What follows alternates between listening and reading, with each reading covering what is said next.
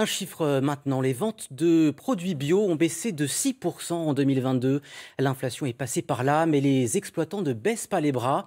En Haute-Saône, 4 fermes ouvraient leurs portes au public aujourd'hui pour tenter de convaincre les consommateurs.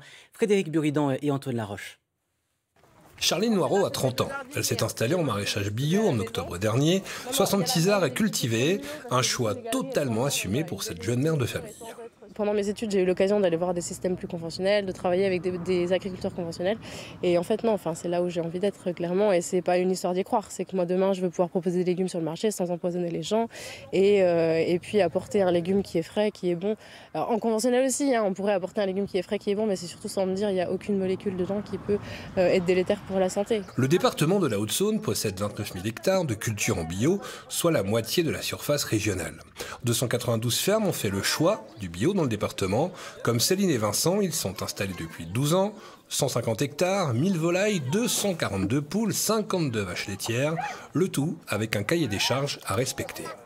On ne fait pas n'importe quoi, il y a quand même des contrôles, on est réglementé, donc on a 2 contrôles par an.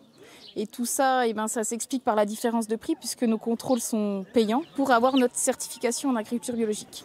Donc le delta de prix s'explique par là. Un produit encadré et qui est recherché. Le succès de ces journées portes ouvertes le démontre. Je fais que ça, bio tout le temps, souvent même. Tous les rayons bio, c'est pour moi. Ça me semble pas plus cher. Au niveau du fromage et au niveau des légumes, j'ai pas vu vraiment de choses plus chères. Même si la vente des produits bio a reculé en 2022, la profession se veut optimiste pour la suite. On pense qu'il y a eu l'effet après Covid aussi qui a fait un peu de mal, où les gens, je pense, ont eu envie de se libérer et ils ont relégué l'alimentation au second plan, je pense, pour laisser place plutôt aux loisirs et tout ça. L'agriculture bio se veut complémentaire de l'agriculture dite conventionnelle et non pas concurrente, pour laisser aux consommateurs la liberté de ses choix.